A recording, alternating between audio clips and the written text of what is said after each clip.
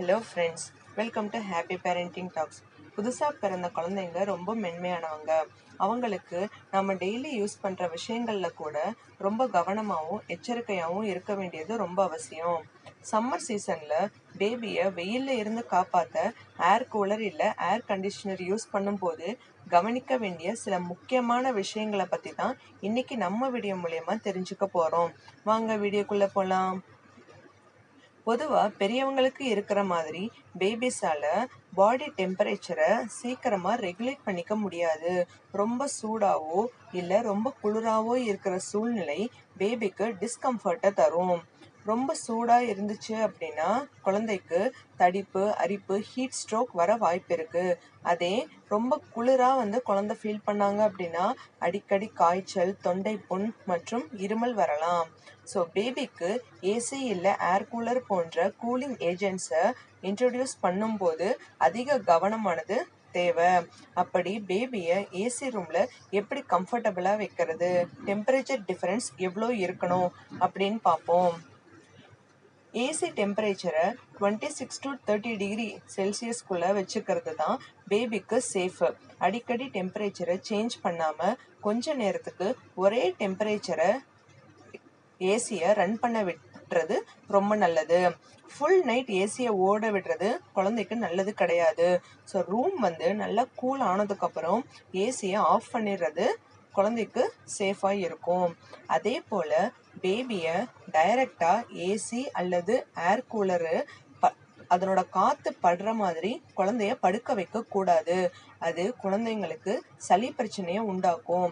அதே போல் குழந்தை மேலே லைட் பிளாங்கெட் இல்லை ஷீட் மூலம் போத்தி விடுறது அவங்களுக்கு கம்ஃபர்டபுளை கொடுக்கும். அடுத்து ஏசி ரன் ஆகும் போது அது வெளியில இருக்கிற காற்றை உள்ள விடுறது கிடையாது.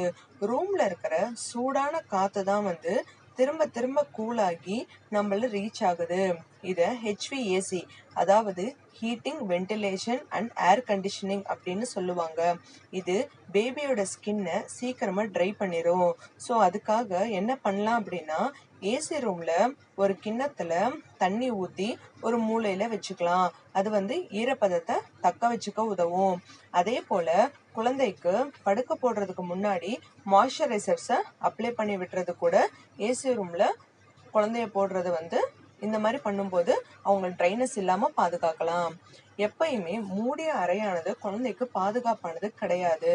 ஸோ ஏசி ரன் ஆகாதப்போ எல்லா விண்டோஸையும் திறந்து வைக்கிறது நல்லது. அதே போல் ஏர் கூலர் யூஸ் பண்ணும்போது கண்டிப்பாக ஒரு ஜன்னலாவது திறந்துருக்கணும். அப்போ தான் ஃப்ரெஷ் ஏர் ஆனது ரூமுக்குள்ளே என்ட்ரு ஆகும். குழந்தைக்கு ஃபுல் ஸ்லீவ்ஸ் போட்ட க்ளோத்ஸ் போட்டு விட்டுறது ஏசி ரூமில் ரொம்ப நல்லது. குழந்தைங்களுக்கு ஏர் கண்டிஷன்டு என்விரான்மெண்ட்டை அடாப்ட் ஆக கொஞ்சம் நாள் எடுக்கும். ஸோ எக்ஸ்ட்ரீம் கூல் அந்த கூலான ரூமானது குழந்தைக்கு சேஃப் கிடையாது. நீங்கள் ஏசி ரூமில் இருக்கும்போதோ இல்லை போர்வை போத்தாமல் உங்களால் எவ்வளவு நேரம் அந்த ஏசி ரூமில் இருக்க முடியுமோ அது வரைக்கும் தான் அந்த ஏசியை நம்ம ஓட விடணும். உங்களுக்கே குளிருது, போர்வை போத்தனம் போல இருக்கு அப்படின்னா கண்டிப்பாக அந்த ஏசியை ஆஃப் பண்ணி அந்த டெம்பரேச்சர் ரூமில் மெயின்டைன் ஆக விடணும். ஏன்னா குழந்தைக்கு போத்திக்கவும் தெரியாது, அது சொல்லவும் தெரியாது. ஸோ அவங்க ரொம்ப டிஸ்கம்ஃபர்ட்டாக ஃபீல் பண்ணி அவங்களுக்கு ஏதாச்சும் தொந்தரவுகளை அது உண்டாக்கிரும். அதே மாதிரி குழந்தைய ஏசி ரூமுக்கு உடனே தூக்கிட்டும் வரக்கூடாது.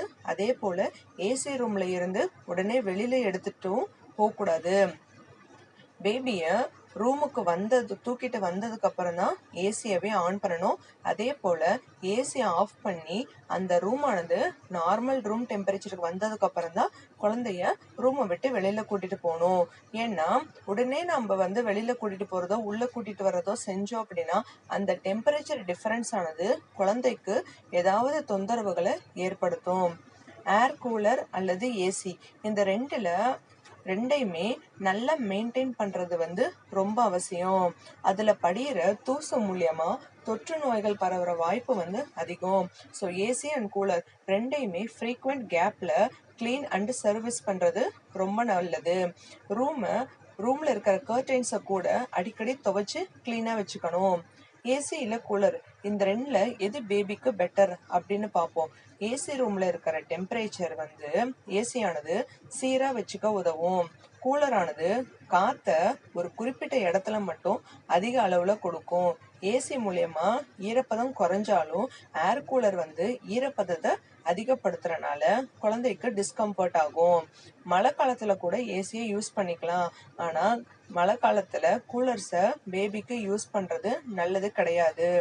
நியூ டெக்னாலஜியோட இப்ப வர்ற ஏசில எல்லாம் சுத்தமான காற்று கிடைக்கணும் அப்படிங்கிறதுக்காக நிறைய ஃபில்டரிங் ஆப்ஷன்ஸ் வந்து இருக்கு. பட் கூலர் மூலியமா தூசு வந்து நிறைய பறக்க வாய்ப்பு இருக்கு. ஸோ கம்பேரிட்டிவ்லி ஏசி தான் வந்து பெஸ்ட் தேன் கூலர்ஸ். ஏசி கூலர் ரெண்டையும் யூஸ் பண்ணாம டெம்பரேச்சரை மெயின்டைன் பண்ண முடியுமா அப்படின்னா கண்டிப்பா முடியும். அதுக்கு நாம ஃபேன் அல்லது டீஹியூமிடைசர்ஸை யூஸ் பண்ணிக்கலாம். நல்ல கிளீனான கர்டைன்ஸை யூஸ் பண்ணி ஹீட்டை பிளாக் பண்ணி வைக்கிறது மூலியமாவும் ரூமை கூல் பண்ணலாம்.